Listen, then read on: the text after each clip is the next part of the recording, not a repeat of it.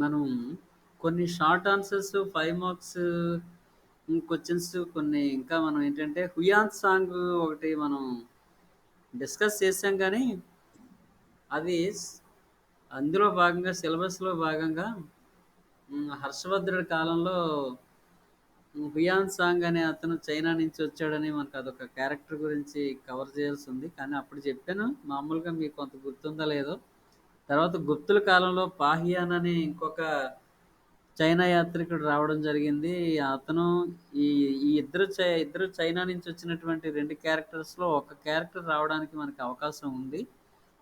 ఆ తర్వాత ఆహ్, చాళుక్యులకి సంబంధించి మనకి సిలబస్ స్పెసిఫికేషన్స్ లేవు గానీ మొదటి మహేంద్రవర్మని పుల్లలూరు యుద్ధంలో రెండో పులకేసి ఓడించాడని ఉంది కదా! మరి అక్కడ ఐహోల్ గురించి ఏమైనా శాసనంలో తెలియజేయబడింది కాబట్టి దాని గురించి రాదు అని అనుకుంటున్నాను మామూలుగా. మామూలుగా ఇది జనరల్‌గా అయితే రాసేయగలరు మీరు. ఐహోల్ శాసనాన్ని రవికీర్తి వేయించాడని అది రెండో పులకేశి యుద్ధ విజయాల గురించి తెలియజేస్తుందని, రెండో పులకేశి బాదామి చాళుక్యులో గొప్పవాడని సింపుల్‌గా మీకు ఇంతకుముందు దీని గురించి కొన్ని పాయింట్స్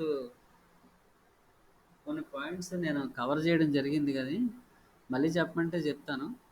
అయితే ఇప్పుడు ఈ పాహియాను ఫస్ట్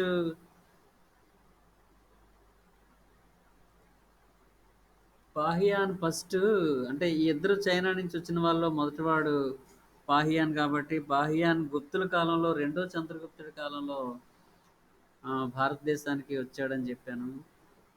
పాహియాన్ అనేవాడు భారతదేశానికి రావడానికి కారణం అది మీకు ఇప్పుడు గుర్తుందో లేదో మరొకసారి చెప్తాను. అది ఇంపార్టెంట్ క్యారెక్టర్ అది. యాక్చువల్గా బుద్ధుడు జన్మస్థలం భారతదేశం కాబట్టి బుద్ధుడి జన్మస్థలాన్ని సందర్శించడం ప్లస్ బుద్ధుడి తాలూకా బోధనలు ఒరిజినల్ ప్రతులు ఉంటాయి కదా, ఒరిజినల్ ప్రతుల్ని సేకరించడానికి బుద్ధుడి తాలూకా ధాతువుల్ని అస్థికల్ని సేకరించడానికి ఈ బౌద్ధ మత గొప్పతనం గురించి మరింత తెలుసుకొని చైనా ప్రజలకి తెలియజేయాలంటే చైనాలో ఎక్కువ మంది బౌద్ధ మతాన్ని స్వీకరించినటువంటి వాళ్ళు ఉన్నారు కదా. The purpose of coming Fahien to India to know about to know more about Buddhism అనమాట. బుద్ధుడి తాలూకా బోధనలు ఒరిజినల్గా అతను చెప్పిన సిద్ధాంతాలు దానికి సంబంధించిన కొన్ని పుస్తకాలని ఇవన్నీ సేకరించాలని the main intention is to collect the material pertaining to Buddhism. Okay.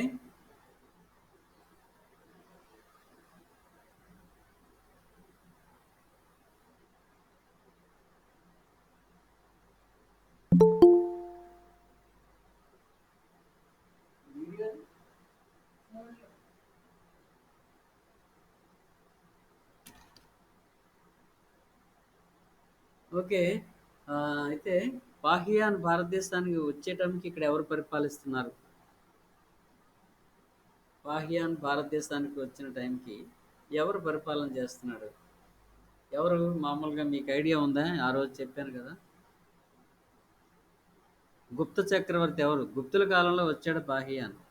ఏ రాజు కాలంలో, ఏ రాజు పరిపాలనా కాలంలో వచ్చాడు?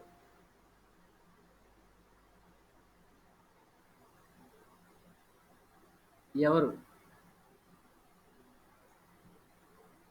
ఏ గుప్తరాజు?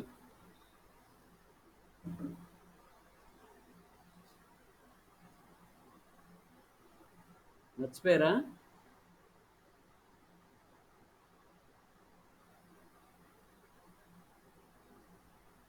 హలో.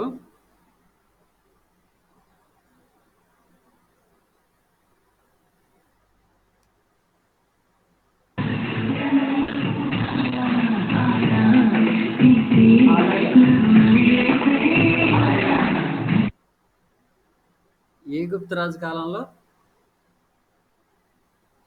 రెండవ చంద్రగుప్తుడు. గుప్తరాజుల్లో గొప్ప రాజులు ఇద్దరున్నారు, సముద్రగుప్తుడు తర్వాత రెండో చంద్రగుప్తుడు. రెండో చంద్రగుప్తుడు ఎందుకన్నా? Any one of you? రెండవ చంద్రగుప్తుడని మొదటి చంద్రగుప్తుడి తర్వాత సముద్రగుప్తుడు వస్తాడు. సముద్రగుప్తుడి తర్వాత రెండో చంద్రగుప్తుడు వస్తాడు. అందుకని రెండో చంద్రగుప్తుడు ఆ, గుప్తరాజుల్లో గొప్పవాడు. సముద్రగుప్తుడు కూడా గొప్పవాడే. అయితే ఒకరు ఒక రంగంలోనూ ఒకరు ఒక రంగంలోనూ. సముద్రగుప్తుడు ఏకండిగా యుద్ధ విజయాలు సాధించడంలోనూ, సామ్రాజ్యాన్ని స్థిరీకరించడంలోనూ, విశాల సామ్రాజ్యాన్ని స్థాపించడంలోనూ, అనేక విజయాలు సాధించడంలోనూ, గుప్త సామ్రాజ్యాన్ని భారతదేశం అంతా విస్తరించడంలోనూ ఈ విధంగా అతని గొప్పతనం కనిపిస్తుంది. ఓటమి ఎరుగని వీరుడిగా. మీరు అన్నీ మళ్ళీ మామూలుగా మర్చిపోయారేమో. ఒకసారి go back to the previous chapters ఒకసారి విన్నవన్నీ వదిలేస్తే ఎలా. అతను దక్షిణ భారతదేశంలో 12 రాజ్యాలు జయించాడని, ఉత్తర భారతదేశంలో ఆర్యావర్తంలో రెండు రెండు సార్లు యుద్ధాలు చేసి ఆర్యావర్తాన్ని ఆక్రమించుకున్నట్టు ఇవన్నీ చెప్పుకున్నాం మామూలుగా. హరిసేనుడు అలహాబాద్ శాసనంలో ఇతర యుద్ధ విజయాల గురించి మొత్తం అంతా వివరించబడి ఉన్నాయని చెప్పాను. హరిసేనుడు ఇతర సేనాని హరిసేనుడు వేయించినటువంటి అలహాబాద్ శాసనం.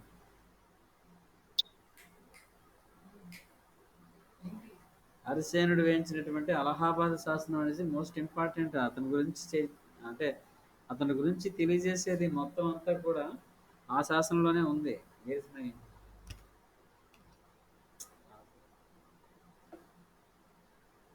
ఓకే, మరి ఇవన్నీ మీరు గుర్తు తెచ్చుకోండి ఒక్కసారి. మొత్తం అంతా ఏదో ఫస్ట్ టైం చెప్తున్నట్టుగా మీరు అందరూ వింటున్నారు తప్ప ఫస్ట్ టైం చెప్పినట్టు కాదు. ఎప్పుడో మీరు విన్నారు, ఆల్రెడీ చదివిస్తున్నారని నేను అనుకుంటున్నాను. చదివిస్తే ఉంటారు అనుకుంటే మీరేమో మామూలుగా వింటున్నారు, ఫస్ట్ టైం వింటున్నట్టు. సరే, హుయాన్ సాంగ్ గురించి ఇప్పుడు చెప్పుకుంటున్నాం. హుయాన్ సాంగ్ వియాన్ సాంగ్ ముందు పాహియాన్ గురించి ఫస్ట్ చెప్పుకుని తర్వాత హుయాన్ సాంగ్ చెప్పుకుందాం అనుకుంటున్నాం. అయితే పాహియాను రెండవ చంద్రగుప్తుడి కాలంలో భారతదేశానికి వచ్చాడని, అయితే భారతదేశానికి వచ్చే నాటికి what were the conditions prevailed in India.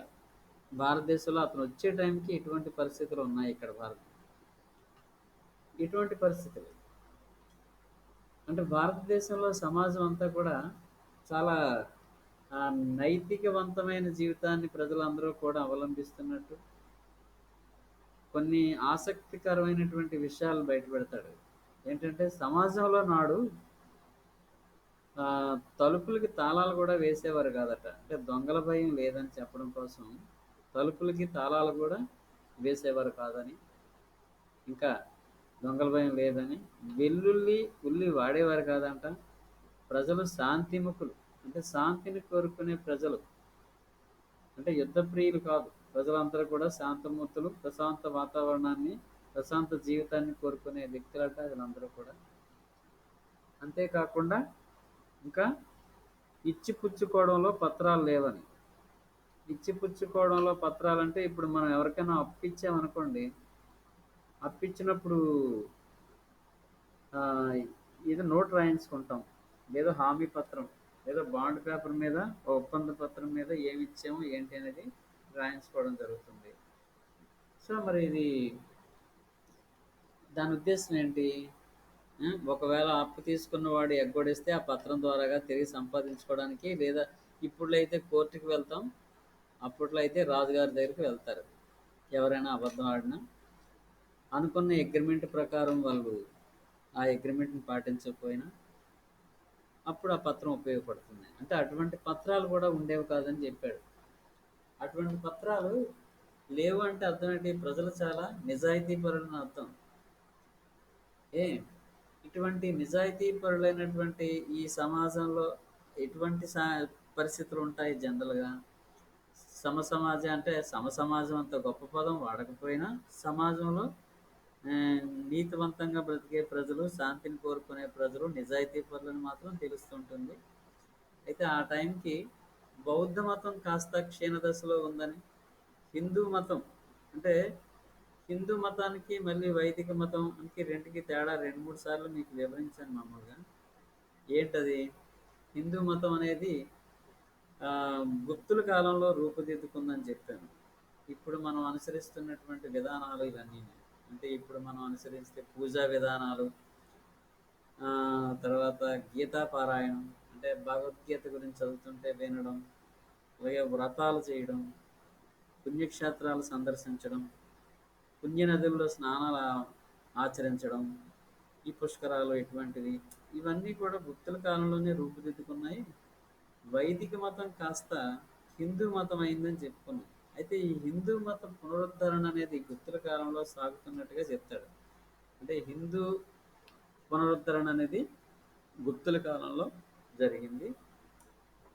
ఈ హిందూ మతం అనే నూతన జీవన విధానం అనేది గుప్తుల కాలంలోనే ప్రారంభమై అనేక మార్పులకి ఒడిదుడుకులకి గురైందని నేను చెప్తాడు అన్నమాట. అయితే అప్పటికి బౌద్ధ మతం, జైన మతం కాస్త క్షీణదశలో ఉన్నట్టు, కానీ కొన్ని కొన్ని జైన క్షేత్రాలు, బౌద్ధ క్షేత్రాలు ఉన్నప్పటికీ కూడా హిందూ మతం తిరిగి పునరుద్ధరణ జరగడం వలన, అంటే వైదిక మతం కాస్త హిందూ మతం అవడం వలన ఇది ఇటువంటి పరిస్థితులు ఏర్పడ్డాయని పాహియాన్ తన రచనలో తెలియజేస్తాడు. అంటే భారతదేశంలో తాను విన్నది, తాను చూసినది అన్నీ కూడా తాను ఇక్కడి నుంచి వెళ్ళిపోయేటప్పుడు తన ట్రావెలాగ్లో రాస్తాడు మామూలుగా. ఆ ప్రయాణం ప్రయాణం విశేషాలు. ఆ తర్వాత ఇక్కడ రాజులు ఆ, ఉద్యోగులకి మంచి జీతాలు ఇచ్చేవారని, మంచి జీతభత్యాలు ఉండడం వలన అవినీతికి ఎక్కువగా అధికారులు పాల్పడేవారు కాదని, రాజులు ప్రజాక్షేమాన్ని కోరి పరిపాలన చేసేవారని, ఈ విధంగా ప్రజా సంక్షేమం కోరి గుప్తుల పరిపాలన సాగేది, పటిష్టమైన పరిపాలనా విధానాన్ని అవలంబించారని మనం చెప్పుకున్నవే ఇది. అయితే ఇటువంటి విధానాలు ఉండడం వల్ల గుప్త సమాజం కానీ, గుప్త రాజులు కానీ ఆ రోజుల్లో స్వర్ణయుగం అనడానికి ఒక గొప్ప తార్కాణాలుగా కనిపిస్తాయి మామూలుగా ఇవి. ఇవన్నీ తన బుక్లో రాసి వెళ్ళిపోతాడు అన్నమాట. వెళ్ళిపోతూ ఇక్కడ బౌద్ధ మత గ్రంథాలను సేకరించి, బుద్ధుడి తాలూకా ధాతువులను సేకరించి తిరిగి మళ్ళీ చైనా వెళ్ళిపోతాడు పాహియాన్. ఇది అతని గురించి అడిగితే 5 మార్క్స్ కదా అడుగుతాడు. ఈ 5 మార్క్స్ గురించి 5 మార్క్స్ సరిపడగా ఈ విధంగా మీరు రాసుకుంటూ వెళ్ళిపోవచ్చు మామూలుగా. రెండో చంద్రగుప్తుడి కాలంలో వచ్చాడని, ఏ తర్వాత ఎందుకు వచ్చాడు అనేది బౌద్ధ మతం గురించి తెలుసుకోవడం కోసం, బౌద్ధ మత సిద్ధాంతాలు, ఒరిజినల్ ప్రతుల సేకరణ కోసం ఇవన్నీ రాస్తారు మామూలుగా. ఆ తర్వాత రాయాల్సింది ఇక్కడ తాను భారతదేశంలో చూసినవి విన్నది ఏంటేంటని వివరిస్తాడు మామూలుగా. ఆ వివరణ రాస్తారు మామూలుగా.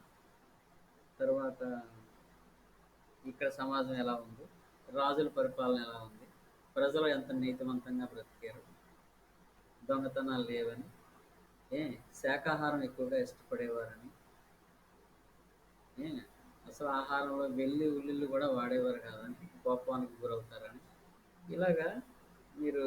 ఆ తర్వాత మత పరిస్థితులు ఎలాగ ఉన్నాయి, ఈ హిందూ మతం అదే వైదిక మతం హిందూ మతంగా ఇలాగా, హిందూ మతం వైదిక మతం హిందూ మతంగా రూపుదిద్దుకోవడం మత విషయానికి వస్తే, ఇవన్నీ తన పాహియాను కోకోకి అనే గ్రంథంలో ఎక్కడో రాస్తాడు మామూలుగా.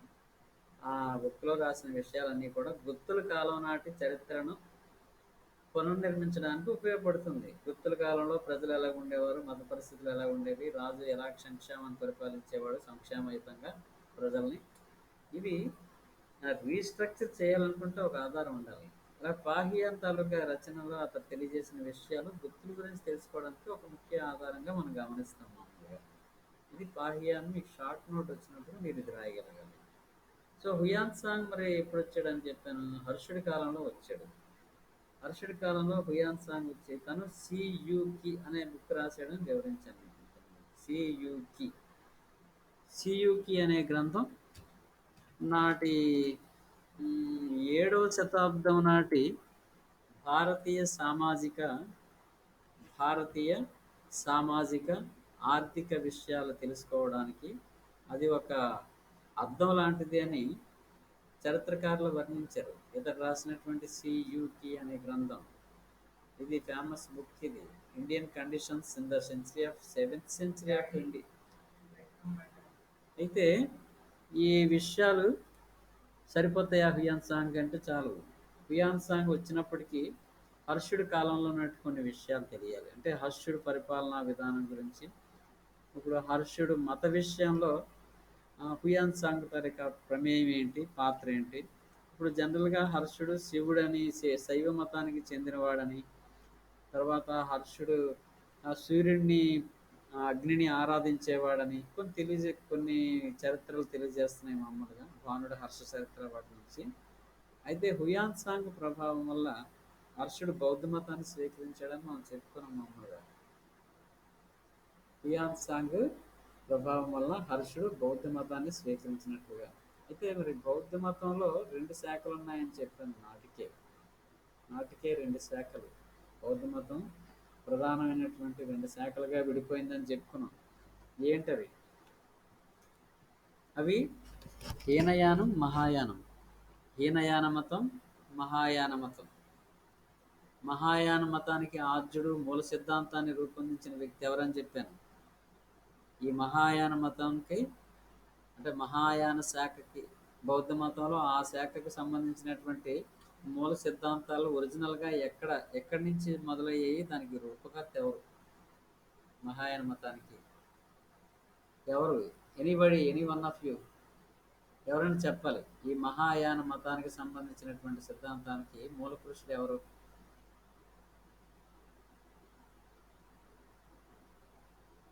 ఆంధ్రప్రదేశ్ అతను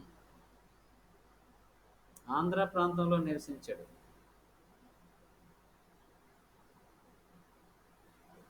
ఎవరైనా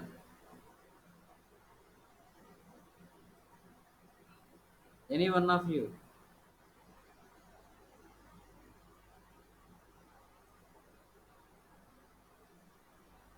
ఎవరైనా చెప్పాలి. ప్రతిదీ నేనే కాదు, మీ పార్టిసిపేషన్ ఉండాలి. గణేష్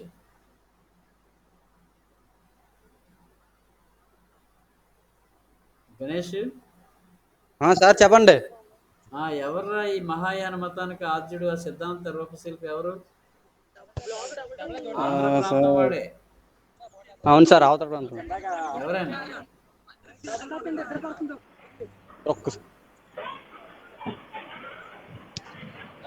అంతే సార్. మర్చిపోయారు అన్ని. సార్ షణ్ముఖ్ సార్ చెప్పండి.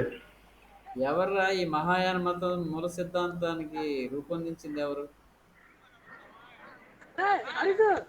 బౌద్ధ మతం రెండుగా చీలిందని చెప్పాను కదా. అందులో అవును సార్. మహాయానం హీనయానంగా విడిపోయని. అందులో మహాయానం గురించి ఎవరు, దానికి అలా విడిపోవడానికి శాఖ మూల సిద్ధాంతాన్ని ఎవరు చెప్పారు? ఇక్కడ ఆంధ్ర ప్రాంతంలో నివసించడానికి క్లూ ఇచ్చాను కదా.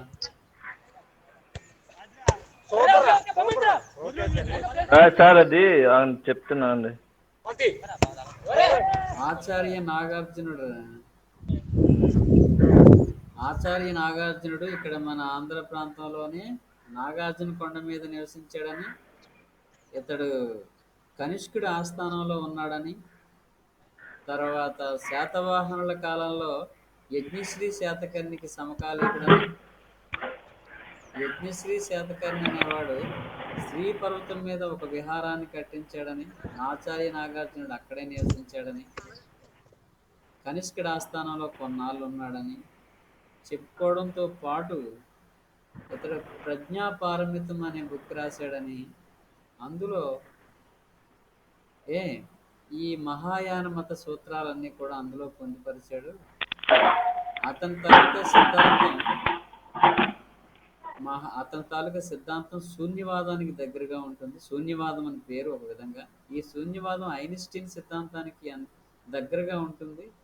ఐన్స్టీన్ E=mc² అనేది సూత్రం చాలా ఫేమస్. ఐన్స్టీన్ అయితే ఐన్స్టీన్ తాలూకా సిద్ధాంతానికి ఇతని తాలూకా శూన్యవాదం దగ్గర సంబంధం ఉండడం వలన ఇతన్ని ఇండియన్ ఐన్స్టీన్ అని పిలుస్తారని కూడా చెప్పాను. ఎవరు? ఆచార్య నాగార్జున్ని ఇండియన్ ఐన్స్టీన్ అనడానికి కారణం అదే. ఇతని తాలూకా శూన్యవాదం ఐన్స్టీన్ E=mc² సూత్రానికి దగ్గర పోలికలు ఉండడం. ఆ విషయం కూడా మీకు వివరించడం జరిగింది. అందుకని ఇండియన్ ఐన్స్టీన్ అంటారని చెప్పాను. ప్రజ్ఞాపారమితం. ఇంకా శ్రద్ధ రత్నాకరం అని ఇంకో బుక్ రాశాడు నాగార్జునుడైతే. ఇంకో బుక్ సుహృ లేఖ. శాతవాహన రాజు శాతకర్ణికి ఇతడు మంచి హృదయంతో రాసిన లేఖలన్నీ కలిపి ఒక బుక్గా ప్రింట్ చేశాడు. అదే సుహృ లేఖ. ఆచార్య నాగార్జునుడు కూడా షార్ట్ నోట్ 5 మార్క్స్. అతని గురించి మీరు రాయాల్సి ఉంటుంది మామూలుగా. ఇప్పుడు నేను చెప్పిన విషయాలన్నీ అది కూడా షార్ట్ నోటే. మీరు ఎప్పటికప్పుడు వినేస్తున్నారు, అలాగా అప్పటికప్పుడు గుర్తుంచుకోవడానికి ప్రయత్నం చేస్తున్నారు, వదిలేస్తున్నట్టు కనిపిస్తుంది మామూలుగా. అలా కాకుండా అవి నోట్ చేసుకుని మీరు రీస్ట్రక్చర్ చేసుకోవడం, రాయడం అదే ఇటువంటి విషయాలు చేయాలి. అటువంటి యాక్టివిటీ ఏది జరగలేదు. మీరు అవేవో పుస్తకాలు తీసుకున్నారు, అవి కూడా పూర్తి స్థాయిలో చదివినట్టుగా కనపడలేదు. ఇలాగ మన హిస్టరీ ఎలాగైపోతే ఎలాగరా, చాలా సీరియస్గా చదువుతున్నారు ఫస్ట్ ఇయర్ పిల్లలందరూ. నేను ఆనందిస్తుంటే మీరు ఎలా వదిలేయకూడదు. మీకు ఇంకా ఇది ఆల్రెడీ చదివేస్తున్నారు, ఎప్పుడు పడితే అప్పుడే అయిపోయి ఉంటుందిలే, ఒక రివిజన్ అయిపోయింది కదా. ఈ మధ్యలో మీకు కాంపిటేటివ్ ఎగ్జామ్స్ కొన్ని విషయాలు చెప్దామని, అది మీకు ఇండియన్ కాన్స్టిట్యూషన్ గురించి ఒక వారం రోజుల క్లాసులు చెప్పాను మీకు. మీరు అసలుదే వదిలేస్తే బాగుండదు. ఒకసారి ఎంతవరకు అసలు మీరు ట్రాక్లో ఉన్నారో ఆ విషయంలో మళ్ళీ మీకు ఇవన్నీ ప్రస్తావించడం జరుగుతుంది మామూలుగా. సో ఆచార్య నాగార్జున తాలూకా ప్రజ్ఞాపారమితం, దానిలో ఉన్నటువంటి మూల సూత్రాలు శూన్యవాదం. ఆ శూన్యవాదం మహాయాన మతానికి మూలం. ఈ మహాయాన మతాన్ని హుయాన్ సాంగ్ మహాయాన మతాన్ని అభిమానిస్తాడు. ఇతని ప్రభావం వల్ల హర్షవర్ధనుడు మహాయాన మతాన్ని స్వీకరిస్తాడు. అది హుయాన్ సాంగ్ సంబంధించి రాసేటప్పుడు ఈ ప్రస్తావన రాస్తాం మామూలుగా. ఇతని ఆస్థానంలో కొన్నాళ్ళు ఉన్నాడు కదా హుయాన్ సాంగ్. అక్కడ కనోజ్ పరిషత్కి అధ్యక్షత వహిస్తాడని చెప్పాను. అదొక ఇన్స్టిట్యూట్ హుయాన్ సాంగ్తో లింకప్ అయి ఉన్నది కదా. కనోజ్ పరిషత్ అంటుంది దాన్ని. అన్ని మతాల తాలూకా మత పెద్దలందరినీ పిలిచి అక్కడ బుద్ధుడి తాలూకా నిలువెత్తు బంగారు విగ్రహాన్ని చేయించి అక్కడ ఊరేగించి ఈ బౌద్ధ మత ప్రాశస్త్యం, గొప్పతనం అక్కడ తెలియజేయడం దీని ఉద్దేశంగా కావచ్చు. హుయాన్ సాంగ్ దాన్ని అధ్యక్షుడిగా చేస్తాడు.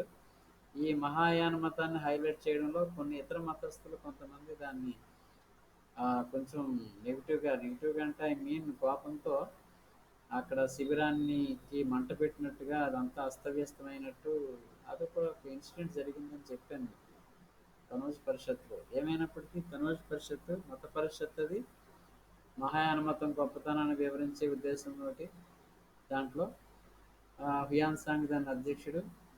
సో ఆ ఇన్సిడెంట్ హుయాన్ సాంగ్ రాసేటప్పుడు రాయాల్సి ఉంటుంది మీరు. ఇంకా ఆ తర్వాత మరొక విషయం ఏమిటంటే హర్షుడు మహామోక్ష పరిషత్తులను నిర్వహిస్తాడు. ఇంచుమించు 5 సంవత్సరాలకు ఒకసారి నిర్వహిస్తాడు కదా. అటువంటి 6 మహామోక్ష పరిషత్తు నిర్వహించాడని హుయాన్ సాంగ్ తన సియుకి అనే గ్రంథంలో తెలియజేయడం జరిగింది. సియుకి అనే గ్రంథంలో తెలియజేశాడు కదా ఏమని, హర్షుడు ఇటువంటివి 6 మహామోక్ష పరిషత్తు నిర్వహించాడని. సో మహామోక్ష పరిషత్ అని సెపరేట్గా అడిగితే దేనికదే లింకప్గా ప్రతి పాయింట్ కూడా ఒక షార్ట్ నోట్ లాగే కనిపిస్తూ ఉంటుంది మనకి. ఈ లింక్ ఇప్పుడు నేను మీకు చెప్తున్నాను కదా, మొదటి నుంచి చూసాను. ఇది వీళ్ళ గురించి మొదలు పెట్టాము, సముద్రగుప్తుడి గురించి చెప్పుకున్నాం. సముద్రగుప్తుడి తర్వాత మహాయాన మతం గురించి చెప్పుకున్నాం. మహాయాన మతం అని అడగచ్చు. ఈ మహాయాన మతానికి ఆద్యుడు ఎవరో నాగార్జునుడి గురించి కూడా మళ్ళీ చెప్పుకున్నాం. నాగార్జునుడు ఎవరు, ఏమిటి, ఎక్కడ నివసించాడో, అతను రాసిన పుస్తకాలు ఏమిటి, అతని గొప్పతనం ఏమిటి అనేది. అలాగే ఇక్కడ మహామోక్ష పరిషత్తుకి హుయాన్ సాంగ్ సాక్ష్యం. ఎందుకంటే తన స్వీకులో ఇక్కడ 6 మహామోక్ష పరిషత్తులు ఎలా నిర్వహించాడో ఏమిటి అనేది ఆ విషయాలన్నీ కూడా సియుకి గ్రంథంలో తను వివరించాడు. అందువలన అది కూడా మహామోక్ష పరిషత్ అంటే మీరు రాయగలగాలి. అంటే ఇది ప్రతి 5 సంవత్సరాలకి ఒకసారి హర్షుడు తన 5 సంవత్సరాల్లో సంపాదించినటువంటి ఆ సంపదను అంతటినీ కూడా కూడబెట్టిన సంపదని. అంటే దాని అర్థం ఏంటి అంటే, కూడబెట్టిందంటే రాజు కదా, మరి మొత్తం అంతా పనిచేస్తాడా అని మీకు డౌట్ రావచ్చు. ఇప్పుడు హర్షుడు మొత్తం ఆదాయాన్ని అంతటినీ 4 భాగాలు చేశాడని, అందులో పరిపాలన కొంత ఒక 1/4 అని, ఆర్మీకి 1/4 అని, అంతఃపురం ఇతర ఖర్చులకి 1/4 అని. ఉం? ఇలాగా దానాల కోసం 1/4 మంది ఉంచేవాడని. ఈ దానాలకు దాచిన డబ్బంతా కూడా ప్రతి 5 సంవత్సరాలకు ఒకసారి మహామోక్ష పరిషత్తులు నిర్వహించేవాడని. ఈ మహామోక్ష పరిషత్తుల్లో అక్కడ జరిగే ఇంచుమించుగా 1 or 2 months అక్కడ నిత్య అన్నదానం, వస్త్రదానం అంతా జరిపేవాడని. వచ్చిన వాళ్ళందరికీ ఉచిత భోజనం, వసతి అక్కడ ఉండేవని. ఇంకా హర్షుడు తన సమకాలీన రాజులందరినీ, పొరుగు రాజ్యాల రాజ్యాధినేతలందరినీ కూడా ఈ దీనికి ఆహ్వానించేవాడని, అంటే మహామోక్ష పరిషత్తుకి ఆహ్వానించినట్టుగా ఇక్కడ ఇంచుమించుగా 2 నెలల పాటు ఇంచుమించుగా 2 నెలల పాటు నిర్వహించినట్టుగా మనం తెలుస్తుంది సియుకి గ్రంథం వల్ల. ఏ విధంగా అక్కడ అవన్నీ కూడా దానాలు చేసేవాడు హర్షుడు.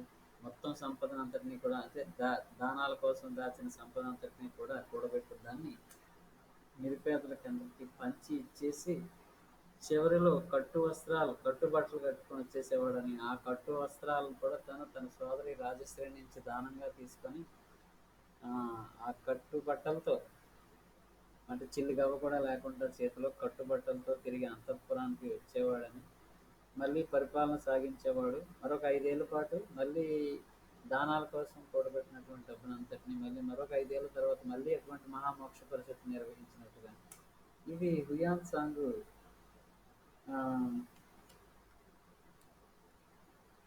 తన సియుకి గ్రంథంలో మొత్తం ఈ విషయాలన్నీ కూడా వివరించడం అనేది జరిగింది.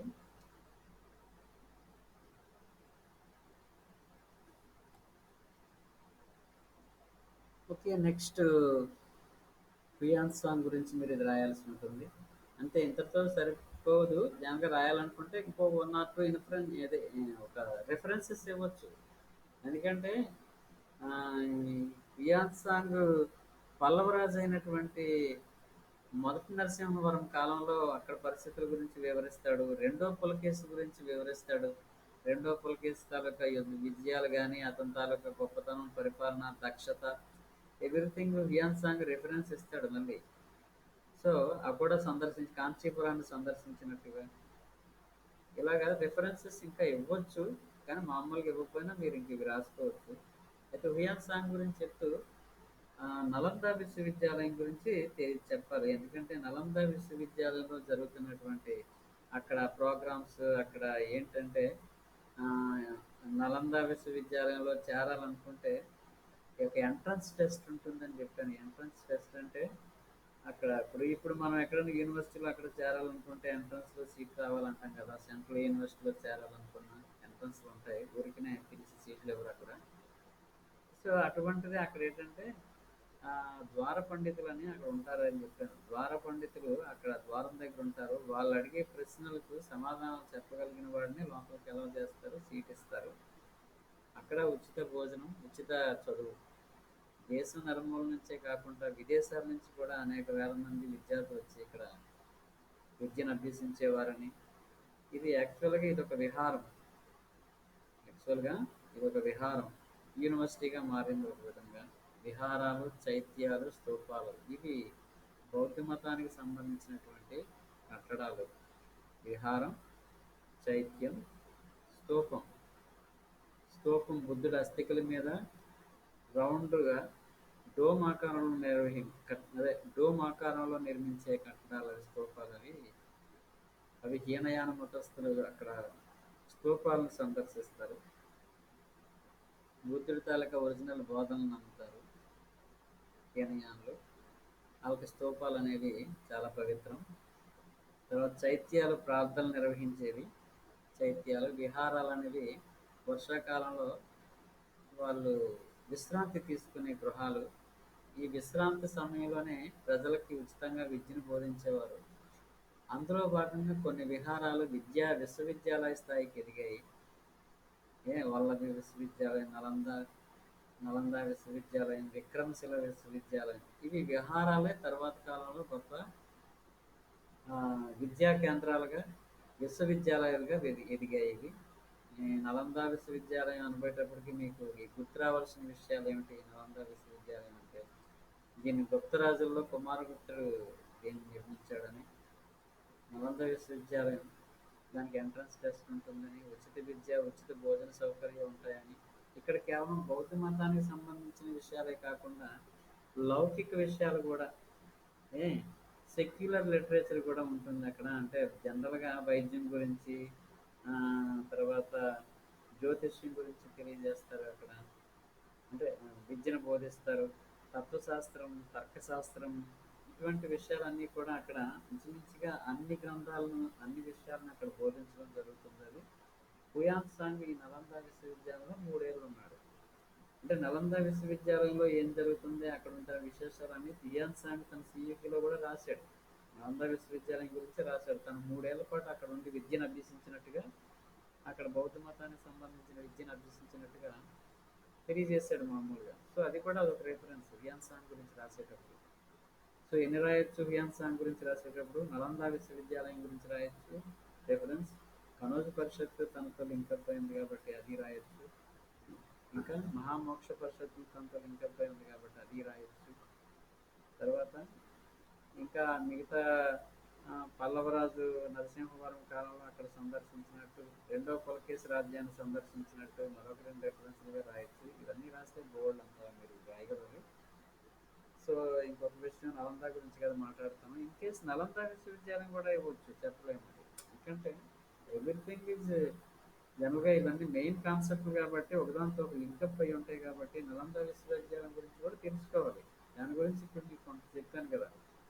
దీని గుప్తరాజు కుమారగుప్తుడి కాలంలో నిర్మించబడిందని, తర్వాత ఎంట్రన్స్ టెస్ట్ గురించి, అక్కడ ఉచిత ఇవన్నీ చెప్పాను కదా. ఇంకా అక్కడ గ్రంథాలయాలు ఉంటాయి.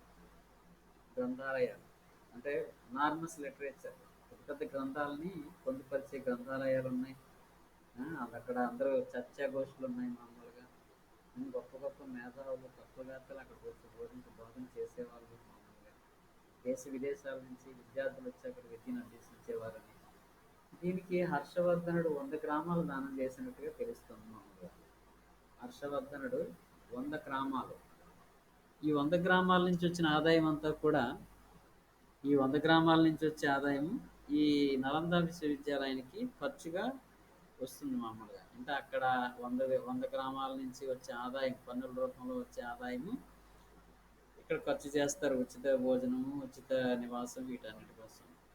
సో ఈ విధంగా ఆ కాలంలో నలంద విశ్వవిద్యాలయం చాలా గొప్ప విశ్వవిద్యాలయంగా పేరు ప్రఖ్యాతులు గాంచింది. గొప్ప విద్యా కేంద్రంగా విలసిల్లింది. అయితే దీనికంటే ముందు ఇంకొక విశ్వవిద్యాలయం very famous in ancient period before Nalanda విశ్వవిద్యాలయం. ఏంటది? మామూలుగా మీకు చెప్పింది తక్షశిలలో తక్షశిల విశ్వవిద్యాలయం ఉంది. తక్షశిలలో తక్షశిల విశ్వవిద్యాలయం, అది ప్రాచీన కాలంలో కౌటిల్యుడి కాలంలో అది పాణిని, కౌటిల్యుడు సీనియర్ మోస్ట్ అప్పుడు వాళ్ళు అక్కడ విద్య నేర్చుకున్నటువంటి అది పెద్ద విశ్వవిద్యాలయం. దాని తర్వాత భారతదేశంలో పేరు మోసినటువంటి విశ్వవిద్యాలయం నలంద విశ్వవిద్యాలయం. ఇది దీని గురించి అడిగినా మీరు యూ కెన్ రైట్. ఒకవేళ నలంద విశ్వవిద్యాలయం అన్నా మీరు హుయాన్ సాంగ్ ఇక్కడ 3 ఏళ్ళు విద్యను అభ్యసించాడని, అక్కడ గ్రంథాలయాలు ఉన్నాయని, చర్చా గోష్ఠులు జరుగుతుండేవని, పెద్ద ప్రాంగణంలో ఏర్పాటు చేయబడింది, ఉచిత విద్య ఉచిత వసతి ఉండేదని మీరు మామూలుగా ఇలాగ నలంద విశ్వవిద్యాలయం గురించి రాసేయచ్చు. ఇదొక విహారం. విహారం అంటే ఏమిటి అంటే, బౌద్ధ సన్యాసులు ప్రారంభంలో వర్షాకాలంలో విశ్రాంతి తీసుకునే గృహాలుగా ఇవి ప్రారంభమవుతాయి. కానీ తర్వాత కాలంలో ఇవి గొప్ప విశ్వవిద్యాలయంగా మార్పు చెందాయి, విద్యకి కేంద్రాలుగా మారింది. ఇది ఒక ఇలాంటివి చిన్న చిన్న విహారాలు ఉన్న ఇది పెద్ద విశ్వవిద్యాలయం స్థాయికి ఎదిగింది ఇది. సో ఇక్కడ ఈ బౌద్ధ మత లిటరేచర్ లేదా బౌద్ధ మత బోధనతో పాటు ఇతర శాస్త్రాలు కూడా నేర్పేవారు. అంటే వైద్యం, తర్కం, ఇంకా ఫిలాసఫీ గురించి కానీ, తత్వశాస్త్రం, ఇవన్నీ నేర్పేవారని ఇదొక లౌకిక విద్యా కేంద్రంగా కూడా ఇది డెవలప్ అయినట్టుగా మీరు మామూలుగా రాయొచ్చు. అంటే అక్కడ ఇది మరి షార్ట్ నోట్ కావాలనుకుంటే రాసుకోగలరు. ఇలా ప్రతిదానికి ఒకటి లింకప్ అయి ఉంటుంది. అది ఏది అడిగినా మీరు రాయగలరు కాదు. రాయగలగడం అంటే పరీక్ష కోసమని కాదు, రేపు పొద్దున్న కాంపిటేటివ్ ఎగ్జామ్స్కైనా ప్రతిదానికి లింక్ మీకు తెలియాలి. ఇప్పుడు ఎన్ని లింకులు చెప్పుకొచ్చాను అవన్నీ కూడా ఎన్ని షార్ట్ నోట్లుగా మళ్ళీ దాన్ని రాయగలిగే శక్తి వస్తుంది తెలుసుకోవడం వల్ల. ఒక్కొక్కరికి ఆ, ఎన్ని సందర్భాల్లో ఎంతమందితో లింక్ అప్ అయి ఉన్నాయి ఈ సంఘటనలు వరుసగానే మీరు అది రాసుకోవచ్చు. ఏ ఇది హుయాన్ సాంగ్ అడిగితే రాయొచ్చు. మహామోక్ష పరిషత్ అన్న రాసి వచ్చు మీరు ఇప్పుడు నేను చెప్పిన దాన్ని బట్టి.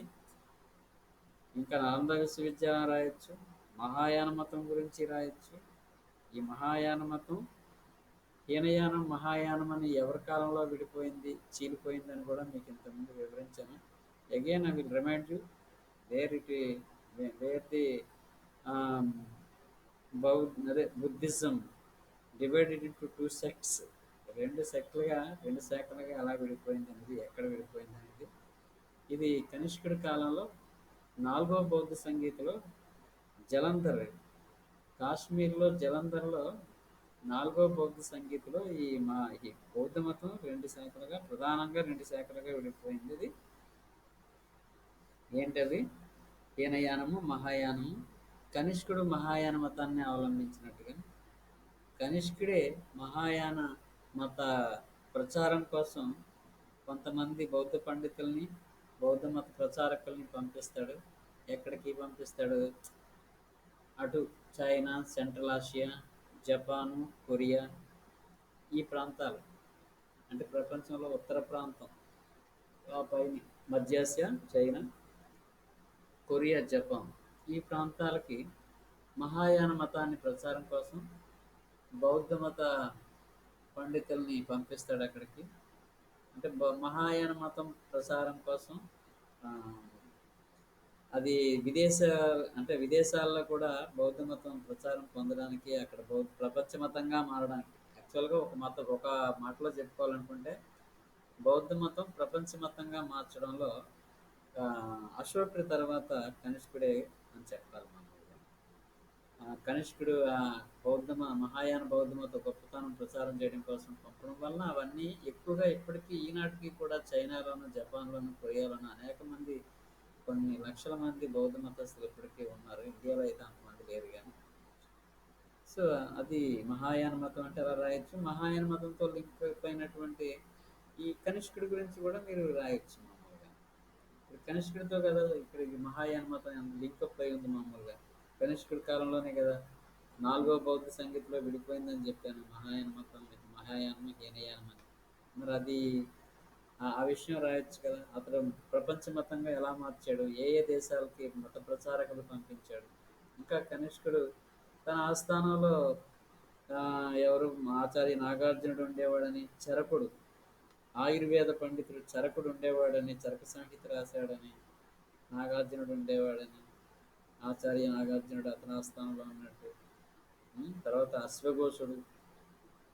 అశ్వఘోషుడు తన ఆస్థానంలో ఉన్నట్టు, వసుబంధుడు కూడా అతని ఆస్థానంలో ఉన్నట్టు. వసుబంధుడు మహాయాన మతానికి సంబంధించినటువంటి లిటరేచర్ అతని తరపు గొప్పతనం ఉంది. ఈ వసుబంధుడే 4వ బౌద్ధ సంగీతకు అధ్యక్షత వహిస్తాడు. ఉపాధ్యక్షుడిగా అశ్వఘోషుడు, అధ్యక్షుడిగా వసుబంధుడు ఉంటాడు. ఇది 4వ బౌద్ధ సంగీతి. వీళ్ళిద్దరూ కూడా కనిష్కుడి ఆస్థానంలోనే ఉన్నట్టు. కనిష్కుడు గొప్ప భవన నిర్మాణం చేశాడు. తర్వాత గాంధార శిల్పకళ కనిష్కుడి కాలంలోనే అభివృద్ధి చెందింది కదా. గాంధార శిల్పకళ గాంధార ప్రాంతంలో, అంటే భారతదేశానికి వాయువ్య ప్రాంతంలో గాంధార ప్రాంతం ఉంది. ఆ గాంధార రాజ్యం అనేది అదే షోడశం మహాజనపదాలని ఉండేవి కదా. 16 మహాజనపదాలు. ఆ 16 మహాజనపదాల్లో అంటే 16 రాజ్యాలు, చిన్న చిన్న రాజ్యాలు. వీటన్నిటిలో మగధ రాజ్యం గొప్పది. ఈ మగధ రాజ్యము మిగతా రాజ్యాలని ఓడించి అదే చివరికి నిలుస్తుంది మామూలుగా. అయితే ఆ 16 మహాజనపదాల్లో ఈ గాంధార రాజ్యం ఒకటి. ఈ గాంధార ప్రాంతంలోనే ఈ హైబ్రిడ్ బుద్ధిస్ట్ ఆర్కిటెక్చర్ అక్కడ డెవలప్ అయిందని చెప్పాను. అంటే ఏంటది,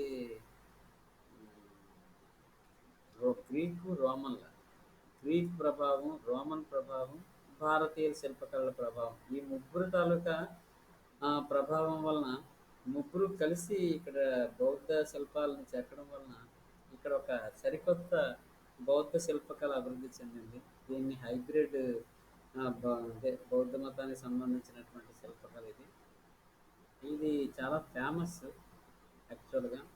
అంటే బుద్ధుడి తాలూకా తొలి మానవ రూపం ఇక్కడే చెక్కినట్లుగా చెప్పబడుతుంది మామూలుగా గాంధార ప్రాంతంలో. గాంధార శిల్పకళలో భాగంగానే ఇక్కడ బుద్ధుడిని బౌద్ధ మతాచార్యుడు లేదా బౌద్ధ మత స్థాపకుడిగా కాకుండా యుద్ధ వీరుడిగా, ఏ ఉంగరాల జుత్తు, తడిసిన బట్టలు వేసుకున్నట్టుగా, పద్మాసనంలో ఉండి యోగాసనంలో ఉన్నట్టుగా రకరకాలుగా ఇక్కడ బౌద్ధ మత విగ్రహాలని బుద్ధుడి తాలూకా పూర్వ జన్మల తర్వాత బుద్ధుడి తాలూకా గొప్ప గొప్ప సంఘటనలకు సంబంధించినటువంటి శిల్పాలు చాలా అత్యద్భుతంగా చెక్కారు.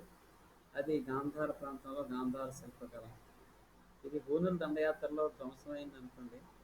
సో ఇది కనిష్కుడికి సంబంధించినది. అది కనిష్కుడే గాంధార శిల్పకళను పోషించాడు. కనిష్కుడే మహాయాన మతాన్ని ప్రచారం చేయించాడు. కనిష్కుడి కాలంలోనే నాలుగో బౌద్ధ సంగీత జరిగింది. కనిష్కుడి కాలంలోనే రెండుగా చీలిపోయింది బౌద్ధ మతం. సో కనిష్కుడు రెండో అశోకుడిగా పేర్కొంటాడు. కనిష్కుడి ఆస్థానంలోనే వీళ్ళందరూ ఉంటారు. ఎవరు ఆచార్య నాగార్జునుడు, వసుబంధుడు, అశ్వఘోషుడు, పార్శ్వుడు, వీళ్ళందరూ అతని ఆస్థానంలో ఉంటారు. గొప్ప గొప్ప రచనలు చేశారు. సో కనిష్కుడు అయిపోయినట్టే. కనిష్కుడి గురించి అడిగితే మీరు తక్క మన దాంట్లో లింకప్ అనేది రాసుకోవచ్చు. ఇది ఆల్రెడీ చెప్పుకున్నవే. కనిష్కుడి గురించి కూడా ఏది అడిగినా దాంతో లింకప్ అయి ఉంటాయి ప్రతిదీ కూడా. అలా ఉండాలి. హిస్టరీ మీరు చదివినా నేర్చుకున్నా ఎలా ఉండాలంటే ప్రతి సంఘటనకి లింకప్ అయినటువంటి అతని గురించి, ఆ వ్యక్తి గురించి, లేదా ఆ సంస్థకి సంబంధించిన మతం గురించి ప్రతిదానికి ఒక సంబంధం ఉంటుంది. అవన్నీ మైండ్లో ఉండగలిగితే, మీరు నేర్చుకోగలిగితే, మీరు ఏమడిగినా, ఏ ఎగ్జామ్లో ఏమడిగినా కూడా మీరు చాలా ఈజీగా సునాయాసంగా ఆన్సర్ ఇవ్వగలరు. ఏ ఇంటర్వ్యూలో అయినా సరే ఎవరి గురించి అడిగినా చాలా చక్కగా టాకా చెప్పగలరు మీరు మామూలుగా. ఎవరి గురించి అడిగినా చెప్పగలరు మామూలుగా. సో ఇది చాలా ఏంటది, ఒకదానికొకటి సంబంధం ఎలా ఉంది, వాళ్ళ గురించి ఎలా తెలుసుకోవాలి అనేది మీరు అలా చదవాలి మామూలుగా చదివేటప్పుడు. మీకు సబ్జెక్ట్ వచ్చినట్టు, హిస్టరీ సబ్జెక్ట్ మీకు వచ్చినట్టు ఎప్పుడంటే ఇలాగా ప్రతిదీ విడివిడిగా ముక్కలుగా కాకుండా దాంతో అనుబంధంగా ఉన్నటువంటి సంఘటనలు, వ్యక్తుల గురించి కూడా మీకు తెలిస్తే అన్నీ తెలిసిపోతుంటాయి. ఇప్పుడు అశోకుడు, అదే కనిష్కుడు రెండో అశోకుడు. మరి ఎందుకన్నారు బౌద్ధ మతానికి? అంటే బౌద్ధ మతానికి అశోకుడు ఎంత సేవ చేశాడో కనిష్కుడు కూడా అంత సేవ చేశాడు. అందుకని రెండో అశోకుడు అని కనిష్కుడిని అంటారు. So there is a question. ఎప్పుడైనా ఇంటర్వ్యూలో ఎక్కడైనా అడిగేటప్పుడు కంపారిటివ్గానే అడుగుతారు మామూలుగా. కనిష్కుడు రెండో అశోకుడు అని ఎందుకు అన్నారు? రైట్. వేరే వాళ్ళు అనలేదు. ఎందుకు అంటే ఇతడు అశోకుడు ఎలా సేవ చేశాడో బౌద్ధ మతానికి, ఇతడు కూడా అటువంటి సేవ చేశాడు మామూలుగా. ఇతడు బౌద్ధ మతాన్ని ప్రపంచ మతంగా మార్చడంలో ముఖ్య పాత్ర వహిస్తాడు. బౌద్ధ మతాన్ని ప్రచారం చేయడమే కాకుండా మహాయాన బౌద్ధ మతాన్ని ఆచరిస్తాడు. తన టైంలో మహాయాన మతానికి సంబంధించిన అనేక లిటరేచర్ కూడా ప్రొడ్యూస్ అవుతుంది కనిష్క కాలంలో. బౌద్ధ మతానికి సంబంధించినటువంటి అక్కడ గాంధార శిల్పకళ అంతా ఇతని ప్రోత్సాహంతో అక్కడ జరిగింది. ఇదంతా మామూలుగా మీరు కాబట్టి రెండవ అశోకుడిగా కనిష్కుడిని చెప్పుకుంటుంటాం మామూలుగా. అంటే ఈజీగా కంపారిటివ్గా చెప్పగలరు కొంతమంది. ఇలా తెలిసినవాడు చెప్పగలరు, తెలియకపోతే చెప్పలేము. ఏమో ఎందుకన్నారు అంటే కుదరదు. అంటే బౌద్ధ మతానికి ఇతడు కూడా అంత సేవ చేశాడు కాబట్టి అన్నారు. ఏం సేవ చేశాడని నెక్స్ట్ క్వశ్చన్ రావచ్చు మామూలుగా. సరే బౌద్ధ మతానికి ఇతడు కూడా ఎక్కువ సేవ చేశాడు కాబట్టి ఇతను రెండవ అశోకుడు అన్నారు అంటే ఓకే అంటే సరిపోదు. ఏం సేవ చేశాడంటే అప్పుడు మీరు ఈ పాయింట్స్ కూడా చెప్పగలగాలి. So that is the way to prepare. అలా ప్రిపరేషన్ కొనసాగాలి. సో రేపు మీకు ఏ టైంకి క్లాస్ ఉండాలి, లేదా ఏ టైంకి టైం టేబుల్ పెట్టేస్తాను. మీరు టైం టేబుల్ ఉన్నా కూడా మీరు మర్చిపోతుంటారు. అయితే ఇంతకుముందు మనం ఎవ్రీడే 10 to 11 క్లాస్ చెప్పేసుకునే వాళ్ళని, అందరూ ఫ్రెష్గా వచ్చి మోర్ దెన్ 20 మెంబర్స్ మీరు జాయిన్ అయ్యేవాళ్ళు. ఇప్పుడు టైం టేబుల్ ప్రకారమే జరగాలి క్లాసులని అక్కడ కమిషనర్ మీటింగ్లో అక్కడ చెప్పడం వల్ల మొన్న 2 రోజులు 3 రోజులు ఆ ట్రైనింగ్లు అవి ఆ మీటింగ్ల వల్ల మీ క్లాసు జరగలేదు. ఇప్పుడు అవన్నీ అయిపోయాయి కాబట్టి ఈ రోజు నుంచి రోజు ఉంటాయి. అయితే you must be ready to hear and you must be ready to present at the time of class begins. దానికి సిద్ధంగా ఉండాలి మీరు. ఆ టైం టేబుల్ ప్రకారంగా నేను చెప్తాను. అయితే రోజు 4-5 కాదు, ఇంకా ముందు కూడా ఉన్నాయి ఉన్న రోజుల్లో, వారంలో కొన్ని రోజులు ఉదయం పూట కూడా ఉన్నాయి. సో మీకు ముందుగానే తెలియజేస్తాను. మీరు ఆ టైంకి కొంచెం టైం వీలు చూసుకుని రండి. ఓకే. పరీక్షలు మీకు బహుశా పరీక్షలు ముందు రోజు వచ్చి హాల్ టికెట్లు తీసుకొని పరీక్షకి వెళ్తారేమో. కారణం ఏంటంటే మరి ఇది ఎలా తగ్గితే పూర్తిగా తగ్గితేనే కానీ లాక్డౌన్ ఎత్తేయరు కదా. సో మీరు దానికి కూడా రెడీగా ఉండి కాలేజీ, ఇంట్లో క్లాసులు వింటున్నారంటే కాలేజీలో ఉన్నట్టేనంట. ఇదేదో మామూలుగా ఆన్లైన్ క్లాసు ఆన్లైన్ కాదు, కాలేజీ నడుస్తున్నట్టే. మీకు వర్కింగ్ డేస్ ఇవన్నీ కూడాను మీకు అటెండెన్స్ పడుతున్నట్టే. మీరు ఆ అటెండెన్స్ కూడా చూసుకోవాలి, చూసుకోండి. ఎందుకంటే ఎంతెంత మంది వస్తున్నారో మేము లిస్టులు ఇవ్వాల్సి ఉంటుంది మామూలుగా, ఇస్తున్నాం కూడాను. కాబట్టి మీరు ఓన్లీ అటెండెన్స్ కోసమే కాదు, నేర్చుకోవాలి కదా, అందుకోసమన్నా కూడా రావాలి కదా మామూలుగా. అదేమీ లేకుండా కేవలం ఏదో హాజరు గురించి కాదు కదా. ఇన్ని విషయాలు చెప్తున్నామంటే ఇన్ని విషయాలు మీరు రాసుకోగలిగితే రాసుకోవడం, గుర్తుంచుకోగలిగితే గుర్తుంచుకోవడం, మీలో మీరు ప్రాక్టీస్ చేయడం. రోజులు అంత చేస్తే కానీ ఉద్యోగాలు రావు. ఏదో రొటీన్గా వినేసి రొటీన్గా రాసేస్తే పాస్ అయిపోతుంది తప్పించి ఉద్యోగాలు రావు. ఉద్యోగాలు రావాలంటే you must be careful about everything. పెద్దాని మీద కేర్ఫుల్గా చదవాలి. సో ఈ రోజుకి మరి క్లాసు పూర్తి అవుతుంది. రేపు ఉదయాన్నే టైమింగ్స్ పెడతాను. రేపు ఉదయాన్నే మీరు అందరూ మళ్ళీ మొన్న 10 to 11 ఎలాగొచ్చేవారు అలాగే రావాలి. ఇంకా మిగతా వాళ్ళు చెప్పండి. క్లాస్ సీరియస్గా జరుగుతున్నాయి. మీకు మరి బ్రేకులు ఉండవు, రోజు క్లాసులు అయిపోతుంటాయి. మీకు ఎగ్జామ్ ముందు రోజు వరకు జరుగుతూనే ఉంటాయి. ఇది మరి రేపు ఏ టైమింగ్ అనేది నేను పెడతాను నేను. Okay, thank you all of you my dear students. విన్నారా? Hello,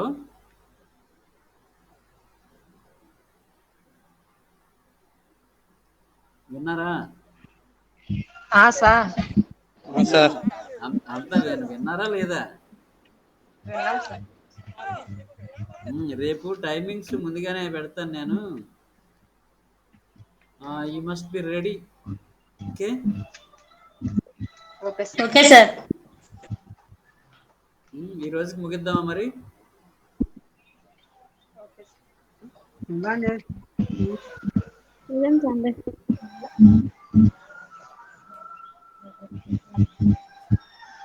okay, thank you all of you. Tomorrow will meet again.